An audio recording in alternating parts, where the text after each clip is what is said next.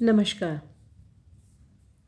कल की क्लास में हमने अलाउद्दीन खिलजी के बारे में बातचीत शुरू की थी और आज की क्लास जो है इसमें भी हम अलाउद्दीन खिलजी के बारे में ही जानेंगे। अलाउद्दीन खिलजी जो है इसके समय भी कई विद्रोह हुए। अलाउद्दीन के काल में बहुत से विद्रोह हुए जिनका कि क्रम की अगर हम बात करें तो वो इस प्रकार से था। सबसे पहले नवीन जो मुसलमान थे जो कि जलालुद्दीन खिलजी के समय आए थे उनका विद्रोह हुआ। फिर अक्कत खां का विद्रोह, इसके पश्चात अवध के सूबेदार मंगू खां और बदायूं के सूबेदार मलिक उमर का विद्रोह और बाद में 1308 ईस्वी में हाजी मौला का विद्रोह। ये कई इस तरह के ये जो कई विद्रोह जो हैं अलाउद्दीन खिलजी के समय हुए, जिनमें प्रमुख विद्रोह जो हैं ये जो बताए गए हैं आपको ये थे। अक्कत खां अलाउद्दीन का भतीजा था। हाजी मौला पुराने कोतवाल फखरुद्दीन का सेवक था। पहला विद्रोह जो था ये उन मंगोलों का था जो कि जलालुद्दीन खिलजी के समय इस्लाम में परिवर्तित हुए और नवीन मुसलमान कहलाए। इन नवीन मुसलमानों ने 1299 ईस्वी में गुजरात से नुसरत खां के नेतृत्व में लौट रही अलाउद्दीन की सेना में अचानक विद्रोह कर दिया और अलाउद्दीन के एक भतीजे तथा नुसरत खां के भाई को मार दिया। नुसरत खां ने विद्रोह को क्रूरता से दबा दिया। बर्नी और इसामी जो हैं उन्होंने लिखा है कि अलाउद्दीन ने एक ही दिन में बड़ी संख्या में नवीन मुसलमानों का कत्ल करवा दिया। अब अलाउद्दीन खिलजी जो है उसने इन विद्रोहों का दमन करने के लिए 4 अध्यादेश जारी किए जो कि इस प्रकार से हैं। पहला, अमीरों की संपत्ति, धार्मिक और भूमि अनुदान जब्त करना। दूसरा, गुप्तचर प्रणाली का गठन करना। तीसरा, दिल्ली में मद निषेध करना। चौथा, अमीरों के आपसी मेल मिलाप और उत्सवों पर रोक और आपसी विवाह से पूर्व सुल्तान से अनुमति लेना जरूरी था। अब अगर बात की जाए अलाउद्दीन खिलजी के राजत्व सिद्धांत की तो अलाउद्दीन जो था इसने हड़पे हुए राजत्व को जनता की दृष्टि में उचित सिद्ध करने के लिए अपने राजत्व का एक नया सिद्धांत दिया। अलाउद्दीन अपने पूर्ववर्ती सुल्तान जलालुद्दीन और केकुबाद के समान मानवीय प्रकृति पर आधारित राजत्व का समर्थक नहीं था। वह अपने कार्यों के लिए धार्मिक स्वीकृति प्राप्त करने का आकांक्षी भी नहीं था। अलाउद्दीन देवी शक्ति पर आधारित राजत्व में विश्वास नहीं करता बल्कि वह ऐसे राजत्व में विश्वास करता था जो कि स्वयं अपने अस्तित्व के द्वारा अपने औचित्य को सिद्ध करे। अलाउद्दीन के राजत्व सिद्धांत का प्रतिपादन अमीर खुसरो जो है उसने किया। अलाउद्दीन का जो राजत्व का सिद्धांत था ये शरीयत के सिद्धांतों पर आधारित था, न ही इसने इस्लामी सिद्धांतों का सहारा लिया। अलाउद्दीन दिल्ली सल्तनत का प्रथम सुल्तान था जिसने कि धर्म को राजनीति से पृथक किया। उसने खलीफा को मान्यता दी और यमीन उन खलीफा नासिरी अमीर उल मोमिनीन यानी कि स्वयं को खलीफा का नायब जो है घोषित किया और ये उपाधि ग्रहण की, किंतु प्रशासन में खलीफा के हस्तक्षेप को स्वीकार नहीं किया और ना ही खलीफा से कभी अधिकार पत्र के लिए आवेदन किया। अलाउद्दीन के द्वारा स्वयं को खलीफा का प्रतिनिधि घोषित करने का उद्देश्य खलीफा को सम्मान देना नहीं था अपितु सैद्धांतिक रूप से खिलाफत की परंपरा जो थी इसको जीवित रखना था। अलाउद्दीन ने कहा था कि राजा का कोई संबंधी जो है नहीं होता। खिलजी वंश के किसी भी सुल्तान ने खलीफा से अपने पद की स्वीकृति नहीं ली थी।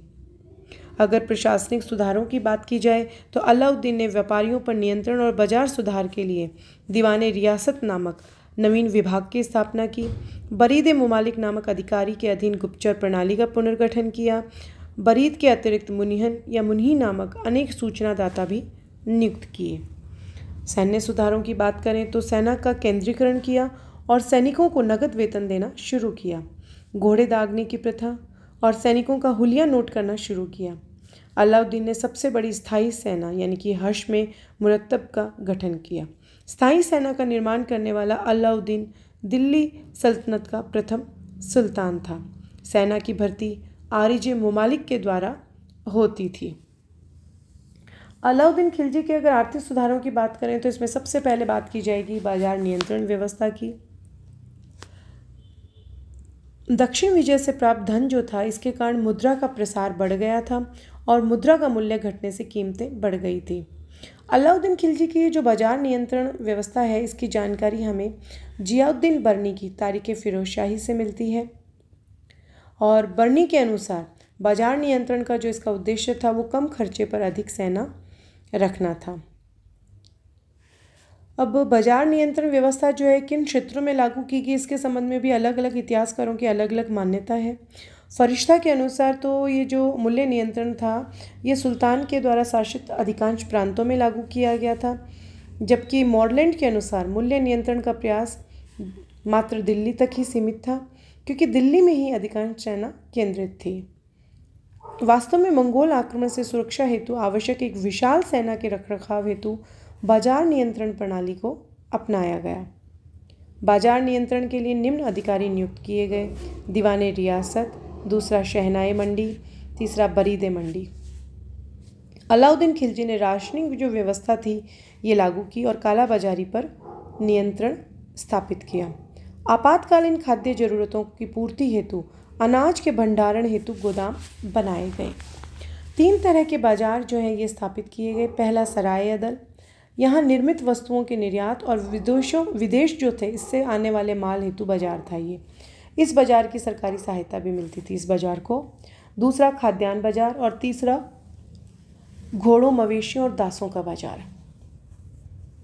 अलाउद्दीन ने बहुत से अमीरों की भूमि, शासकीय कर्मचारियों, विद्वानों, धर्मशास्त्रियों को राज्य की ओर से दी गई भूमि, मिल्क, इदरात यानी कि पेंशन, इनाम और वक्फ के रूप में दी गई भूमि को वापस लेकर खालसा भूमि में परिवर्तित कर दिया।